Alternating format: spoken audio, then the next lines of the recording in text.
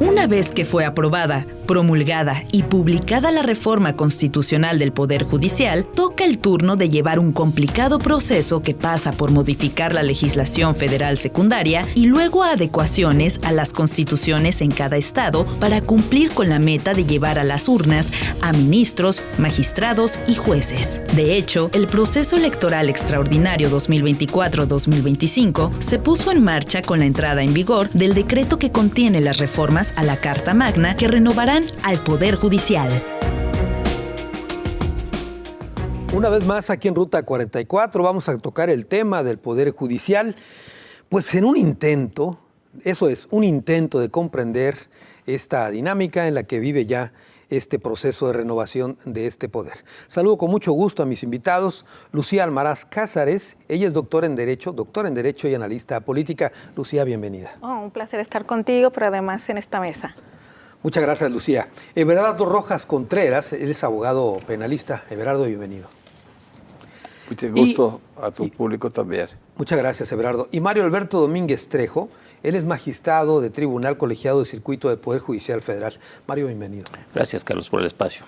Bueno, vamos a comenzar y me gustaría que hiciéramos una breve introducción al tema. Comienzo contigo, Lucía, por favor. Sí, bueno, pues fíjate que un tema que ha sido sumamente debatido, ¿no? Previo y ahora después también de la aprobación de la reforma al Poder Judicial, que hay que decirlo que, por supuesto, el Poder Judicial no es perfecto, no ha sido perfecto, pero tampoco esta reforma con la cual se pretende dinamitar al Poder Judicial, me parece que no cumple, digamos, con ese argumento, ese discurso que nos han tratado de vender con que con eso se va a terminar la corrupción, ¿no?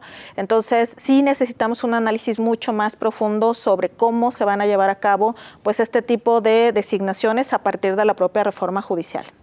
Muy bien. Everardo, un primer apunte, por favor. Yo difiero un poquito de la compañera en que ha sido debatido. No ha sido debatido. No tenemos la participación necesaria ni suficiente, ha sido insuficiente. Ha sido una burla para el pueblo las ventadas discusiones que organizó el Poder Legislativo con el contubernio del Poder Ejecutivo.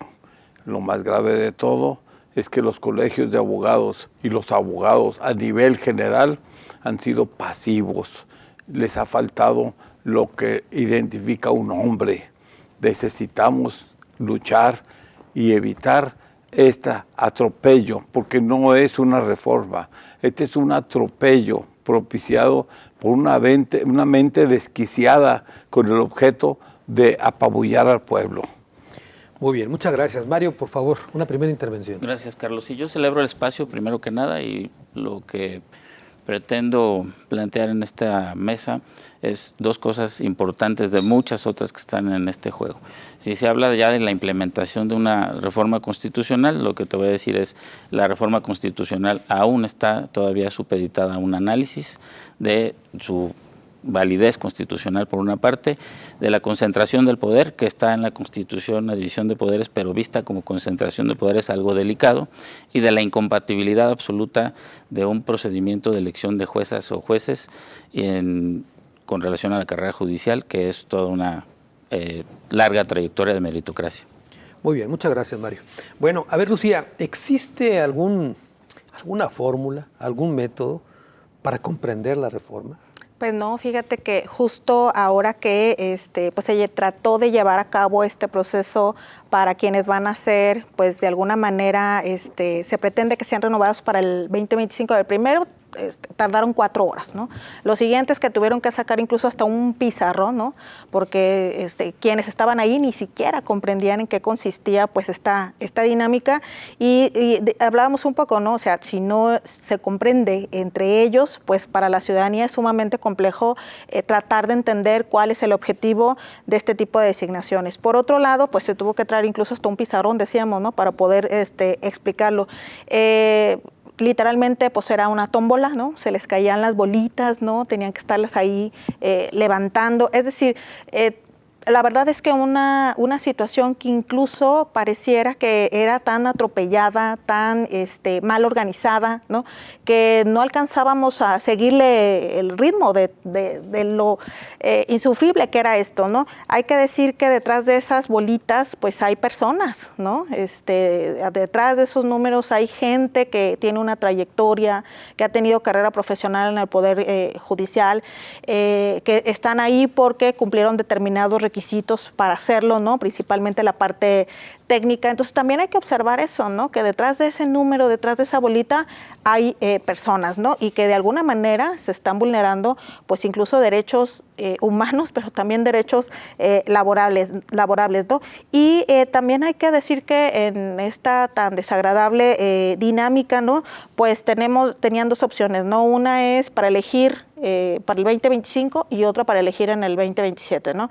Cayó el número non, entonces corresponde a personas juzgadoras que van a salir en el 2025 y que ahí a lo mejor valdría la pena que más adelante habláramos de cuáles fueron en ese momento las excepciones que consideraron particularmente, por ejemplo, en el tema de mujeres. Muy bien, ahorita entramos a ese tema también. Everardo, hablabas de una burla que no se debatió, etcétera, etcétera. A ver, afortunadamente en el panel contamos con un experto en derecho, tanto constitucional como el derecho de lo que es la ley de amparo. Yo me voy a ir más a fondo. Lo grave y delicado que es esta reforma constitucional. Una reforma constitucional que fue hecha en forma atropellada, en forma burda, aprobada por un Senado y por una Cámara de Diputadas que son el representante real de la oclocracia, la contemplación de la ineptocracia en conjunto, una bola y una manada de burros que están ahí, porque eso es lo que son, que nada más levantaron el dedo. Pero detrás de ello hay una mente maquiavélica que tiene tres conceptos y sobre eso tenemos que verlos. Primero, el poder de reformar constitucionalmente sin seguir las normas esenciales del procedimiento. Existe una serie de protocolos dentro del sistema constitucional, no como se hizo. Acertadamente la Corte emitió una suspensión para que se hicieran los protocolos. No se respetó. Estamos violentando el Estado de Derecho. ¿Por qué? Porque le surgen dos factores principales. Tenemos un Estado hambriento, un Estado perdido económicamente por los desfalcos que tuvo durante el sexenio de López Obrador. Se quieren ir sobre los fideicomisos del Consejo de la Judicatura que han sido conservados y en beneficio de los trabajadores. Ese es un punto. Se quieren ir con la facultad que hicieron de este mamotreto de reforma constitucional sobre más de 300,000 millones de dólares que tiene el Banco de México. Sí, señores, de eso se trata. ¿Por qué? Porque es el ahorro que tiene el Banco de México. Previendo todo esto, el presidente Salinas de Gortari y los patriotas mexicanos de esa época, que a veces no eran tan patriotas, pero patriotas mexicanos, hicieron una reforma constitucional para la cual el Banco de México es autónomo y no puede obedecer a ninguno de los tres poderes. La intención de reformar esto es un paso anterior a la perversidad que viene a cometer. Reforman la reforma constitucional, le sacan el dinero al Banco de México y el país se va a hacer otra Venezuela. A ver, es una reforma constitucional, dices tú, para hincarle el diente al recurso del Banco de México. No más el diente, las uñas. Perfecto. Y todo. Momento, ese es otro factor. Y el otro más importante es apoderarse del control del poder. Ya lo quiso hacer en la forma pacífica. Claro. López Obrador, extendiendo el poder de Saldívar 2 años más. Sí, no se lo permitió la Corte.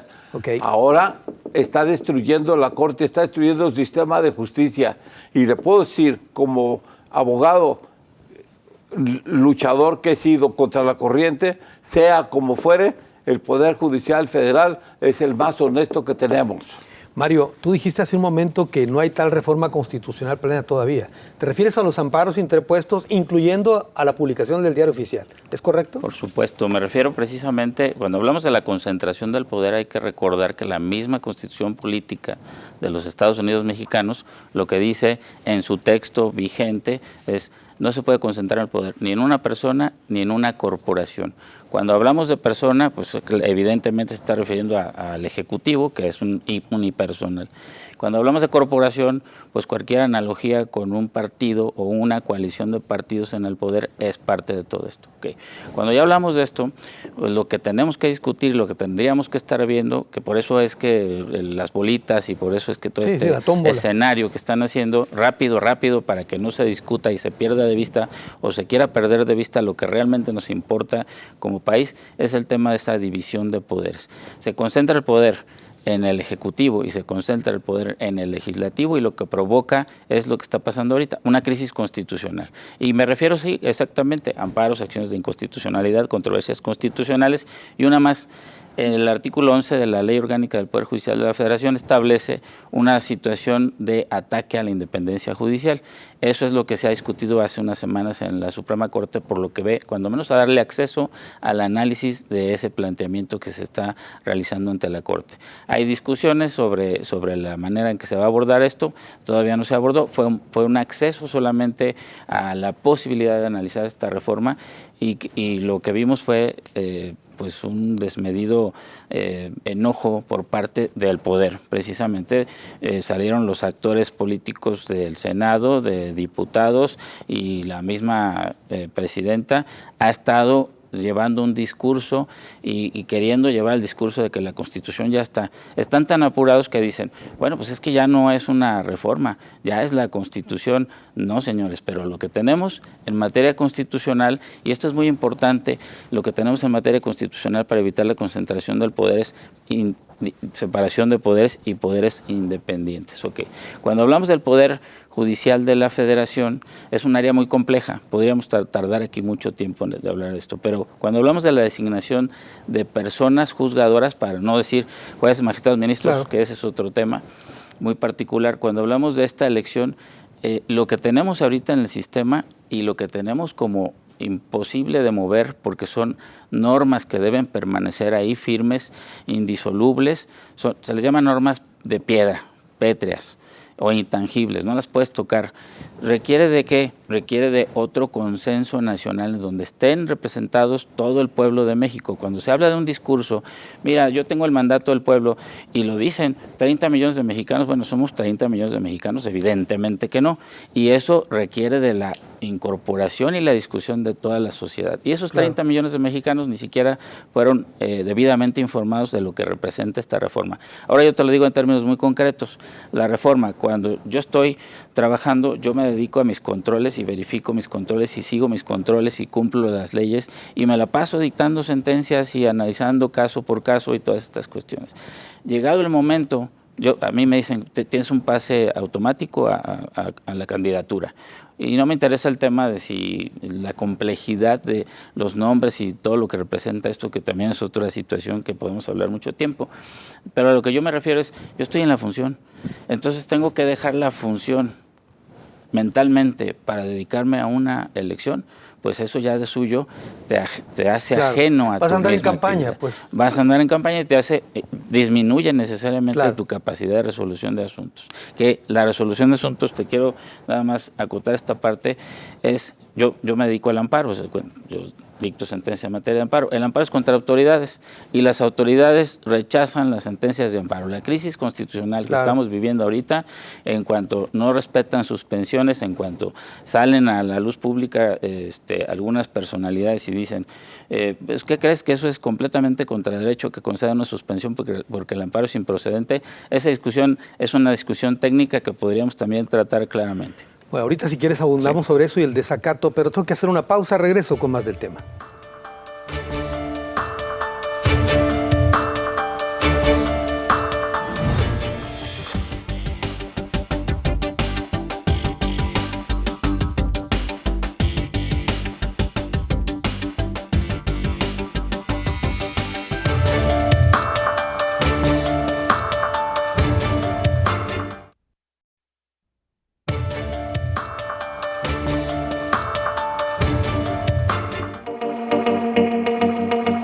Para la reforma al Poder Judicial Federal, el Senado emitió ya la convocatoria para integrar los listados de los candidatos que participen en la elección extraordinaria de 2025. Para el primer proceso, se elegirán a todos los ministros de la Suprema Corte, las magistraturas vacantes de la Sala Superior, todos los magistrados de salas regionales, los integrantes del Tribunal de Disciplina Judicial y el 50% de los cargos de magistrados y jueces de distrito.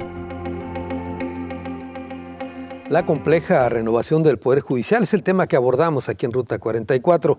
Lucía, precisamente quería preguntarte si tuviste tiempo para revisar más o menos todo el proceso, porque aquí dimos ahorita un apunte. Primero se elige una parte, el 50%, en el caso del Poder Judicial Federal, ¿no? Y luego viene la otra parte en el 2027. Ya hablabas tú de la tómbola, que es en el Senado.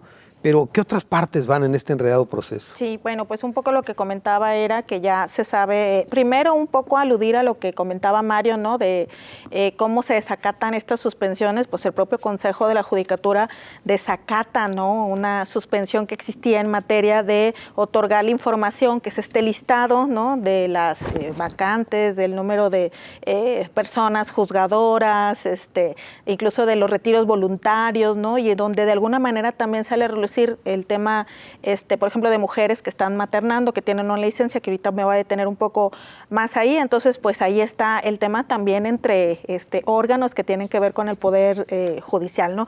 Pero en este sentido, entonces salen el número non, que era lo que comentaba, para que se puedan realizar en el 2025. El documento es sumamente amplio, lo comentábamos, ¿no? Es sumamente técnico también, poco entendible, que decíamos, pues si de repente a las abogadas, a los abogados es complicado comprender de qué va, ¿no? O sea, cuál es el objetivo, entenderlo, pues en la ciudadanía en general, un poco lo que decías tú, Mario, o sea, no ha bajado esa información, ¿no? Es decir, hoy no se comprende cuál va a ser esta, digamos, relación, ¿no? Entre el tema de las designaciones. Y entonces hay algo que también es sumamente interesante que les decía. Tengo que hablar de las mujeres, adelante. Carlos, ¿no? Que tú sabes que es uno de mis temas. A ver, en el tema de la maternidad, si bien es cierto, dicen a ella las vamos a dejar para el 2027, ¿no? Que digamos que no es un obsequio, no es un regalo, no es una concesión. Maternar es sumamente complejo, pero estos 2 años tampoco nos sirven a las mujeres, ¿no? En el sentido de que maternar no solamente es gestar, parir y el tema de la lactancia. La maternidad tiene que ver con muchos más aspectos de la niñez, es decir, estos 2 años que dan como prerrogativa o como un regalo, un favor, pues en realidad no lo es, ¿no? Y tampoco, por ejemplo, advierto que en ninguna reforma, una ley secundaria o en la propia reforma se establezca, pues que a estas mujeres les costó trabajo llegar a esos cargos como personas juzgadoras, que tuvieron que romper techos de cristal, el piso pegajoso, que además considero, Mario, que en este sentido el Poder Judicial sí tiene una influencia patriarcal, ¿no? Incluso en algún momento pues también se tenía que llegar al tema de la paridad porque eran más hombres juzgadores que mujeres. Entonces no se observa ese tipo de temas, de tópicos, Carlos, en lo que refiere a las reformas, es decir, nos dan un trato igualitario, ¿no? Y entonces me parece que en ese sentido, pues las mismas circunstancias, ¿no? Entonces, lo que sigue es también estar muy atentos a lo que tiene que ver con este comité evaluador, ¿no? Que tampoco está muy claro y que todavía hay incertidumbres en ese sentido, quiénes lo van a conformar, ¿no? ¿Y qué va a ser? ¿Qué va a ser? Y además, en la conformación lo que me preocupa también, pues como en todo este tipo de conformaciones de comités, consejos y demás, pues es que exista una relación con el poder público, con la clase política, ¿no? En donde pues otra vez volvamos a tener injerencia de a quienes les interesa pues que lleguen a ese tipo de listados, ¿no? Que se van a realizar. Entonces, yo creo que lo siguiente, Carlos, sería estar muy atentas a la conformación de ese comité evaluador. Muy bien. Everardo, leía por ahí un análisis que hablaba de por qué no prosperaban los amparos, etcétera, en el caso de la reforma constitucional, y hablaban que era un poquito ir en contra del constituyente o esta analogía del creador, que no puedes ir en contra del creador. No, el artículo 61 de la ley de amparo establece un catálogo de causales de improcedencias y entre estas improcedencias establece contra actos emanados del Congreso de la Unión. pero bébeme. No, los primeros amparos, las primeras suspensiones, no hablaron en contra de una resolución porque no existía. Claro. Entonces, el artículo 14 constitucional, en relación al artículo 17 constitucional, que el Estado se irroga la tutela judicial efectiva y que además el artículo 14, principio de legalidad, nos habla de las formalidades esenciales del procedimiento, el Congreso de la Unión, la Cámara de Senadores, no puede obrar de la noche a la mañana, ¡ay, ya amanecí y voy a reformar la Constitución! No, tiene que haber una serie de procedimientos que están establecidos incluso dentro de la ley orgánica del Congreso de la Unión y no se han respetado. Por ahí salieron las suspensiones. Esto nos quiere decir que tenemos una reforma constitucional viciada de origen, bajo circunstancias. Pero antes de continuar desde el punto de vista jurídico, yo quiero hacer hincapié en algo muy importante. A ver, viene. Estoy extraordinariamente sorprendido de los nuevos héroes nacionales. Estoy extraordinariamente sorprendido de los hombres y mujeres ilustres que conforman el Poder Judicial de la Federación. Síganle con los paros, síganle con la lucha, no se dejen, defiendan sus derechos, porque detrás de sus derechos están los derechos del pueblo mexicano. No es cierto que las suspensiones, ni la suspensión que dice que no se debe de publicar la reforma constitucional en el Diario Oficial de la Federación, vaya sobre el pueblo. No es cierto. El pueblo ni siquiera sabe de qué se trata. Y yo quiero hacerles una pregunta a esos diputaditos, esos senadoritos, principalmente ese Noroña. Quiero preguntarles qué es la Constitución y no van a saber. Hoy por hoy, vaya mi respeto, vaya mi reconocimiento a esas mujeres y esos hombres que están demostrando con hechos la defensa realmente de una Constitución, algo al que están traicionando totalmente el Congreso de la Unión y la Cámara de Senadores por seguirle la corriente a un señor caprichudo y berrichudo que detrás de él tiene perversas y oscuras intenciones. Mis respetos para el personal de la Suprema Corte. Tú hablas del personal del Poder Judicial que ha tramitado amparos, que ha hecho paros de labores. A ver, algunos que han ido hasta los paros de figuras valores, internacionales. Los paros de labores son fabulosos. De acuerdo. Y créame que como abogado reniego por esa suspensión de labores, pero qué bueno que se está haciendo. Claro. Créame que por favor el personal debe sentir el apoyo y no he visto un colegio de abogados que vaya y se presente al del paro en toda la República donde hay. He ido a varias ciudades y veo las gentes con sus paros puestas en casas de campaña, los jueces y los magistrados sufriendo el sol y la lluvia, y no hay quien le diga, señor, le traigo un vaso de agua. Te entiendo, perfecto. Mario, este rosario de impugnaciones, suspensiones, amparos, ¿hay desacatos entonces por todo esto? Sí, fíjate que lamentablemente no pensé que me pudiera tocar una crisis como esta. Es prácticamente invisibilizar o desconocer uno de los tres poderes, así literalmente. ¿Tengo una suspensión? No. ¿Por qué? Porque yo digo que no vale, ni siquiera la impugno.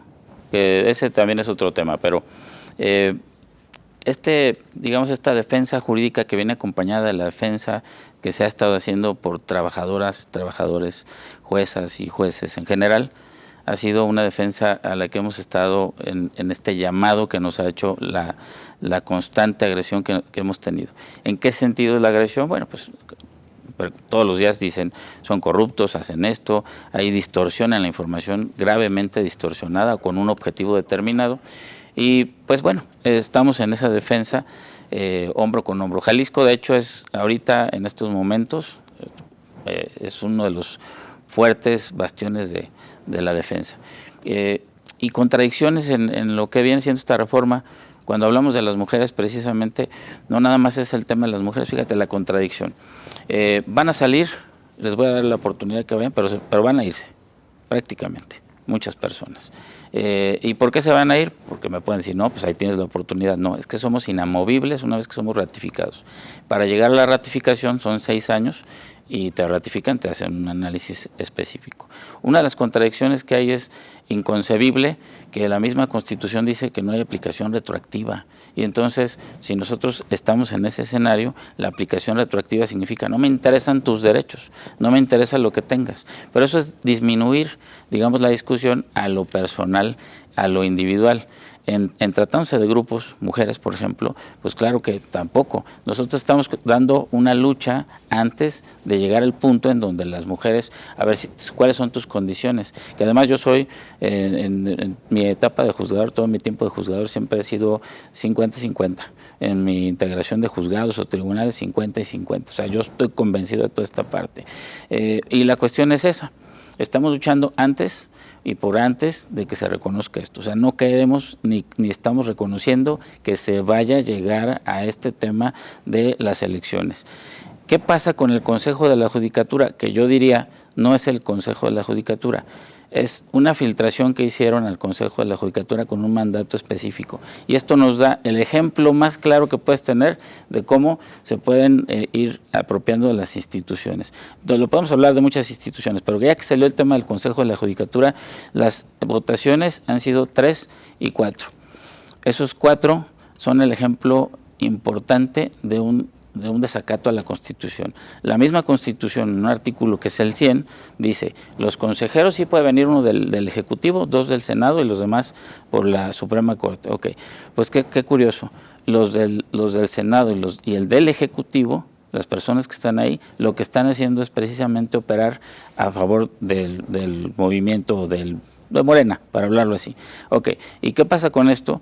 Que la Constitución dice, una vez que eres nombrado, ya no representas a nadie, y entonces ellos sí están representando. Entonces, cuando hacen una votación de entrega de estos listados, lo hace una mayoría. Eso es importante aclararlo. Y por otra parte, sí, es cierto que hay un patriarcado, todavía se ve en algunas cosas, pero tenemos una ministra presidenta, la ministra Norma Lucía.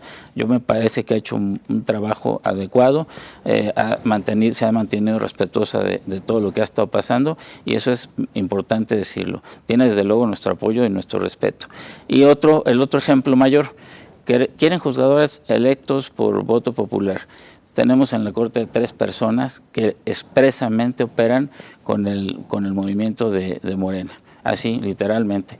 Hasta una ministra dijo que el presidente había abrazado su proyecto.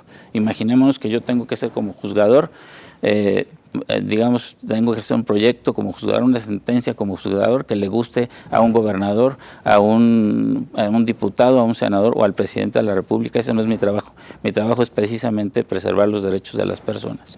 Muy bien. Tengo que ir a una pausa, regreso con más del tema.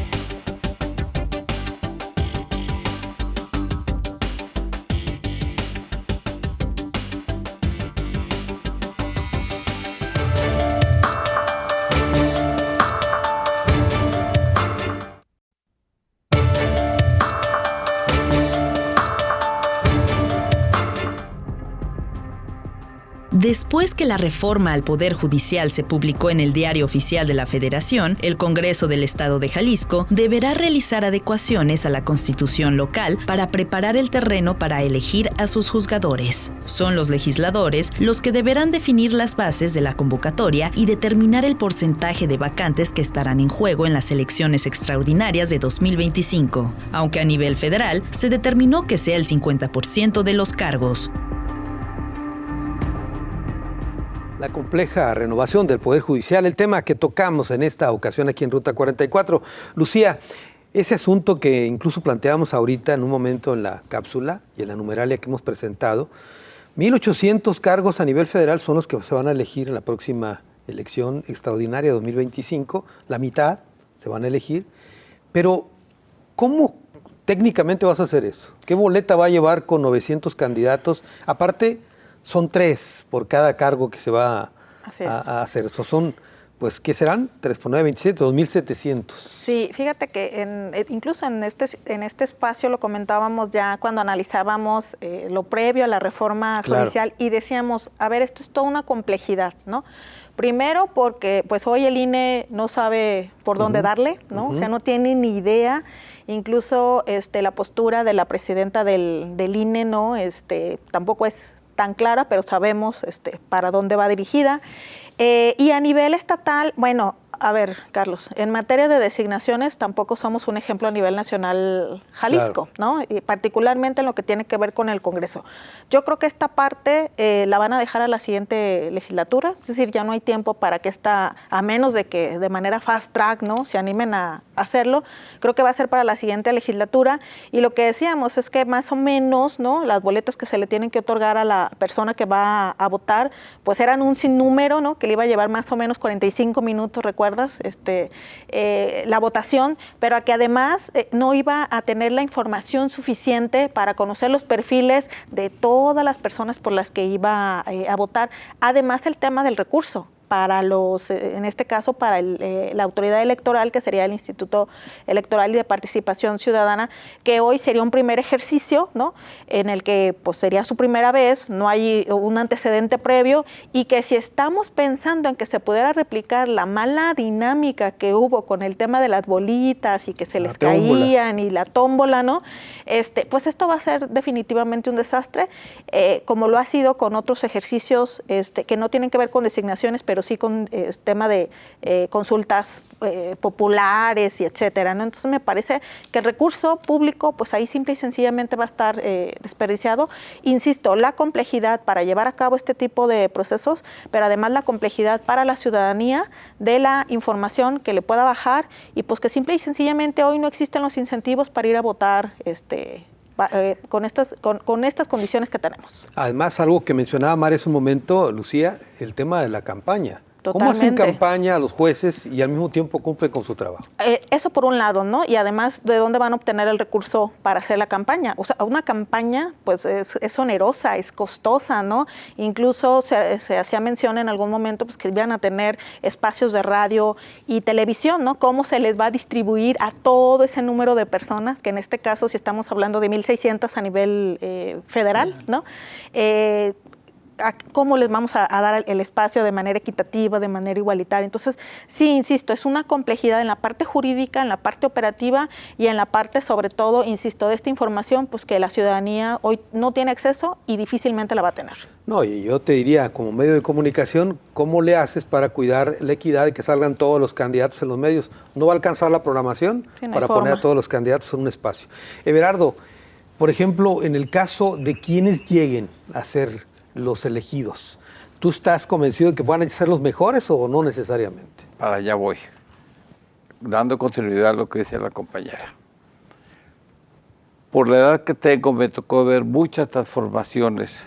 A mí me tocó ver ministros de la Corte que fueron magistrados de nuestro tercer circuito. Gentes preparadísimas y por su capacidad eran elegidos. ¿Dónde vino el destrozo inicial de la Suprema Corte? Con el traidor de Ernesto Zedillo. Ernesto Zedillo destruyó por primera vez la Corte, destituyendo a todos los ministros de golpe y porrazo, pero no se metió con lo de abajo, nada más lo de arriba. Y entre esos ministros puso un ministro que era abogado de Banamex, y ese abogado de Banamex traía como tarea meter la teoría de intereses sobre intereses. Ahorita se me va el nombre. Anatosismo. Y se hizo. Ya se superó afortunadamente. Y así se hicieron muchas barbaridades. Pero desde antes, para poder ser juez de distrito, había un filtro.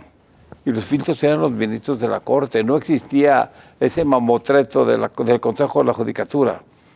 Y los ministros de la Corte observaban a sus secretarios, observaban a sus gentes y los preparaban y los ponían a hacer sentencias y los veían y de ahí los proponían.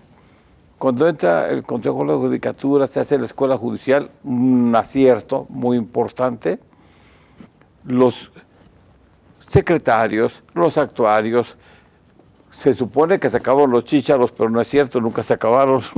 Y todos ellos luchaban y pugnaban para ir a los cursos, ir pasándolos, y desde ser actuario, secretario de acuerdos, y de ahí competir para jueces.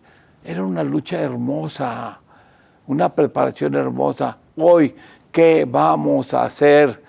Vamos a regresar al Congreso de la Unión y a la Cámara de Senadores con gente ignorante, con gente que no sabe y que va a esperar que le diga al Ejecutivo esa sentencia, así concédela, esa no, porque es mi cuate, porque es mi primo, porque es mi hermano. Estamos hablando, una de las críticas al Poder Judicial hablan de que existe una corrupción de parientes y parientes y parientes ahí. ¿Y qué hizo ahorita ese consejero de la Judicatura que tiene a su esposa trabajando con la ministra Batres y que son los que están permeando? Ese es el riesgo que tiene ahorita el movimiento del Poder Judicial. Los traidores, los quintacolumnas, los que están matando las ilusiones y las esperanzas de los miembros del Poder Judicial en su lucha.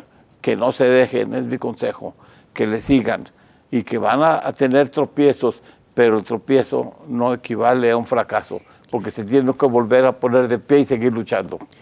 Mario, he escuchado, y ya ha habido anuncios ya de integrantes del Poder Judicial, magistrados, jueces, que han anunciado que no van a participar en el proceso, porque será tanto como aceptar la reforma. Sí, tú seguramente tienes compañeros que están en esta posición, ¿o no? Sí, claro, sí, ya hay varias personas que incluso algunos han presentado hasta renuncia anticipada, porque no va con sus convicciones. Estamos, la mayoría o un grupo mayoritario, pienso yo, que estamos todavía en esta defensa anterior, para evitar que esto se consolide. Yo sé que estamos hablando aquí de pues ya los comités, cómo van a funcionar, los medios, cómo van a presentar los candidatos, las boletas, pero pues para mí todo esto todavía está en veremos. Y Jalisco, precisamente Jalisco fue uno de los congresos que no aprobó la reforma. Eso es importante mencionarlo. Se avecina, han dicho que se avecina un medio de control constitucional, no sé si sea acción o controversia, supongo que es una controversia constitucional que presentaría Jalisco ante la Suprema Corte precisamente por esta reforma. El impacto que puede tener es o se alega fundamentalmente que es en el federalismo, o sea, tú por qué me legislas o por qué te entrometes con mi justicia local, y entonces eso también es otro elemento a considerar que probablemente le toque a la Suprema Corte de Justicia de la Nación. Y luego ya la incompatibilidad, que es de lo que estamos hablando, por el tiempo, por los medios, por la manera tan compleja de entender las normas secundarias que se supone que prevén todo este proceso de elección popular. Lo que garantiza esto es precisamente la complejidad y todo esto de los medios y la incompatibilidad y la falta de incentivos para que las personas salgan a una elección para votar a jueces. Pues yo ni litigios puedo tener en mi vida cotidiana y no me interesa, entonces pues no voy a votar. Bolivia ha sido y Bolivia yo no lo invoco, Bolivia lo invocó el presidente anterior en su iniciativa de reformas, porque fue uno de los que a pie de página dijo Bolivia es un ejemplo. Pues Bolivia es un fracaso.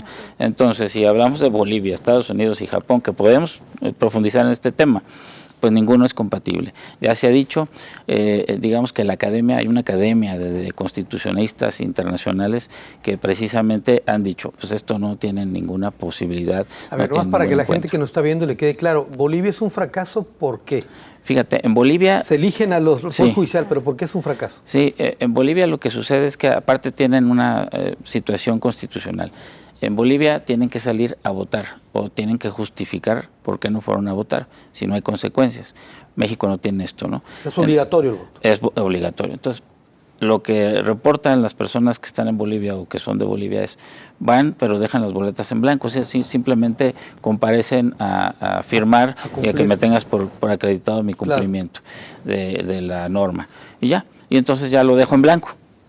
Entonces ha sido un fracaso por esa parte. Y por la eso otra, se ratifican los mismos juzgadores, porque no fueron a elegirse. Pues así. Por eso queda ahí un vacío complejo, y aparte de esto, bueno, pues vamos al tema no tengo incentivos, no nada, y hay una efervescencia en el proceso electoral que acaba de suceder, en el sentido de que me quedé con todo y me quiero seguir quedando con todo, pero ahora en el Poder Judicial de la Federación. ¿Y por qué digo esto? Bueno, pues lo digo porque desde el punto de vista de que no hay incentivos, yo voy a colocar y voy a tratar de influir. No se puede consolidar esto y no estoy desacreditando a las personas que pudieran llegar bajo este procedimiento.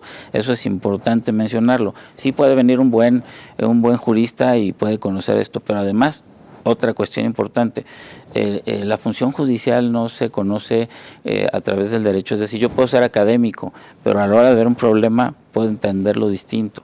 Claro. Entonces, eso es también una parte de la complejidad. Muy bien, tengo que hacer una pausa, es la última, regreso a las conclusiones del programa, pero les dejo votando aquí una pelotita, antes de ir a la pausa, es el argumento central de reformar el Poder Judicial es la corrupción. Y se supone que votando, eligiendo, se acaba la corrupción, entonces eso significaría que no habría alcaldes o gobernadores corruptos. Voy a la pausa, regreso.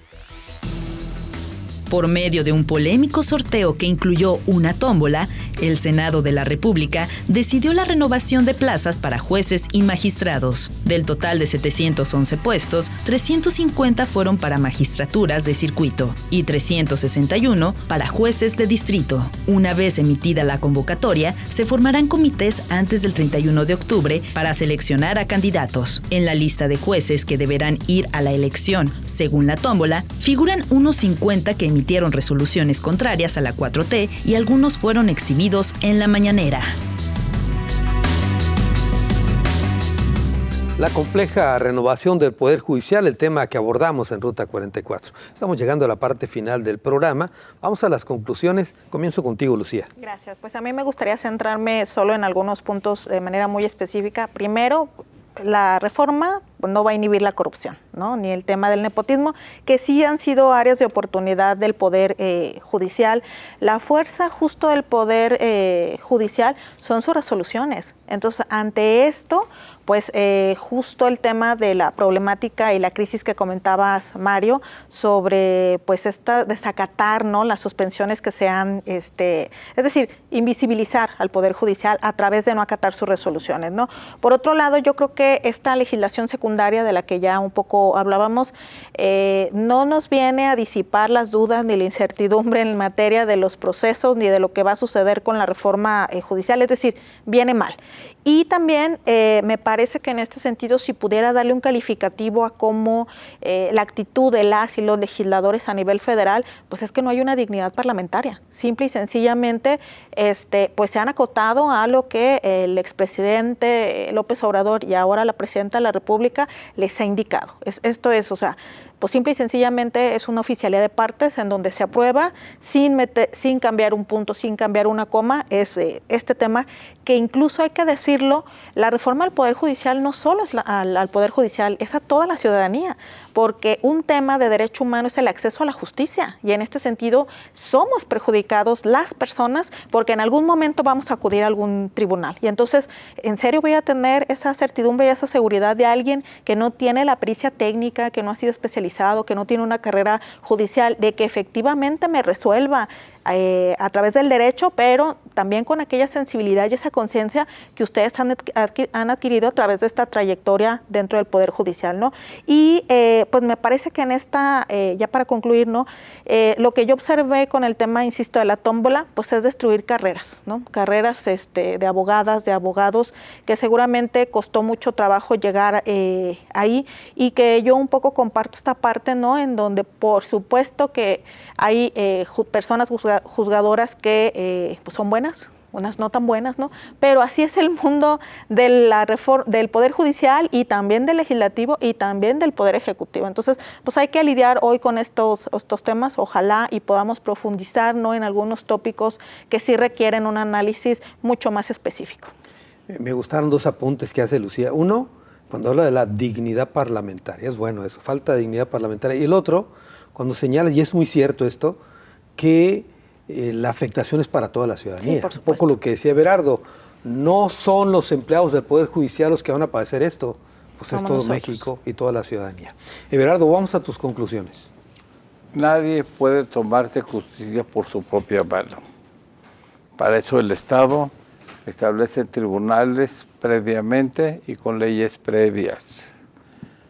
Y hoy por hoy la señora presidenta se está tomando la justicia por sus propias manos, invadiendo la esfera jurisdiccional del único ente que constitucionalmente tiene autoridad para emitir una sentencia.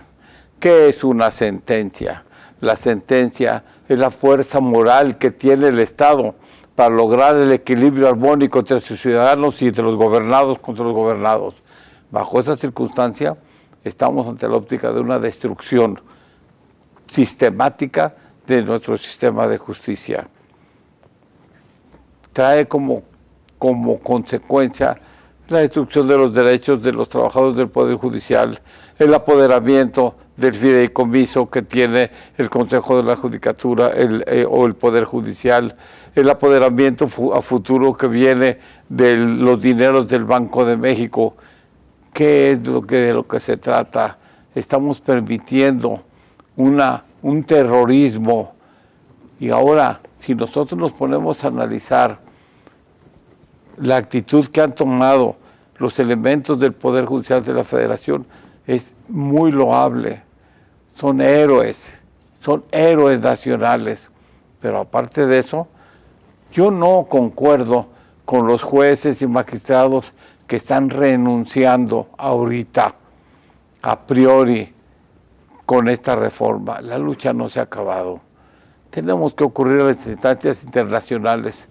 Tenemos que esperar la crítica internacional que haga entender y entrar en razón al sistema.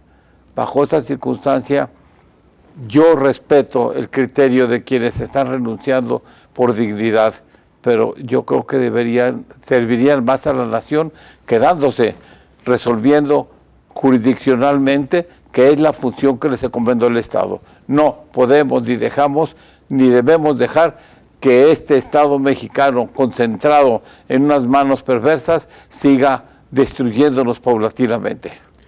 Muy bien, muchas gracias, Everardo. Mario, por favor, tus conclusiones. Gracias, sí. Corrupción, nepotismo y las mexicanas y los mexicanos como eje central de la justicia. No voy a evadir las afirmaciones que se hacen a partir de que hay corrupción, lo voy a explicar. En la Constitución, las mexicanas y los mexicanos tienen juezas y jueces en sentido genérico que son inamovibles, pero esta inamovilidad no significa que sean irresponsables. La destitución puede ser bajo una responsabilidad acreditada. El discurso y aceptar que hay corrupción y que la corrupción se va a acabar con unas elecciones parte del supuesto de que sí hay corrupción. Ese mensaje se dio por un presidente en cuanto tomó protesta de su presidencia, que luego abandonó la Corte, y yo y toda la mayoría de las personas hemos dicho no lo aceptamos ese discurso inicial, porque no es así. Si se tiene datos de que alguien es corrupto en cualquiera de las modalidades que hay, pues se tiene que denunciar. Y en otro sentido, pues como grupo, pues claro que esas personas no las permitiríamos nosotros, las rechazamos, ¿no? El nepotismo fue producto de una reforma, primero de algunas modificaciones administrativas y una reforma en 2021, que es reforma constitucional. Muy curioso que en 2021 hay una reforma constitucional que presenta alguien de la Suprema Corte, que es el de los 2 años que quería prolongar su presidencia, y hay más cuestiones ahí al respecto. Pero el nepotismo ya se viene controlando, tenemos un comité de integridad interior, que esa es otra parte, no se conoce la estructura interna ni los controles que hay, pero yo no le puedo dar nombramiento a un pariente de alguna otra persona juzgadora si no paso primero por ese comité de integridad. Ese comité de integridad es el que autoriza que nosotros demos nombramientos o lo rechaza. Entonces, pues el nepotismo está prácticamente muy controlado en esa área. Entonces, ya, corrupción y nepotismo. El eje central de la justicia, que son las mexicanas y los mexicanos, sin distinción alguna, ¿no? ese eje central pasa por aquello que dijo Lucía, como esta dignidad legislativa, en el sentido de que tampoco hay representatividad. Yo creo que tendríamos que ya en el área política plantearnos la pregunta de si efectivamente este sistema de representación para una reforma constitucional es efectivo. ¿Qué quiere decir esto? Realmente yo informé a las personas que votaron por mí de cuál es la consecuencia. Les dije todas estas cuestiones que estamos aquí ventilando para que tomen una elección clara e informada de lo que va a pasar, o no lo hice. Y entonces el eje central de la justicia son las mexicanas y los mexicanos. ¿Y qué es lo que se requiere para que ese eje se consolide y sea efectivo? No se requiere elegir jueces, lo que se requiere es acercar la justicia a esas comunidades. Y de esto hay muchas propuestas, hay varias propuestas que pueden llegar a hacer esto. De hecho, parte de la reforma 2021 tiene que ver con la consolidación o el reforzamiento de lo que se denomina un área de Defensoría Pública. Te comento, Carlos, que esta área de Defensoría Pública no nada más es defensoría en materia penal, tiene un área de asesoría pública federal que promueve amparos. Entonces, esto es lo que yo creo que sí es una asesoría, un acompañamiento profesional de primera calidad que se tiene que reforzar, pero no elección de jueces a través de un voto popular. Seguiremos insistiendo hasta las últimas consecuencias de que esta reforma no puede ni debe quedar, por más que nos quieran hacer creer que es una reforma constitucional que ya se hizo y se publicó y se está ejecutando. Para decirlo en términos jurídicos, como hablan ustedes, que es cosa juzgada. Muy bien. Mario, muchas gracias. Gracias, Carlos. Everardo, muchas gracias. Lucía, muchas gracias. Un placer estar con ustedes. Y me quedo nada más con una reflexión final, y más que una reflexión, un comentario, si ustedes quieren un tanto chusco, no encuentro otra manera de salir al paso de esta reforma. Han dicho aquí nuestros invitados que se trata de una reforma viciada de origen y por lo tanto no tendría ninguna validez. Me remito a esa frase popular que dice que mal comienza la semana a quien ahorcan en lunes. Hasta la próxima.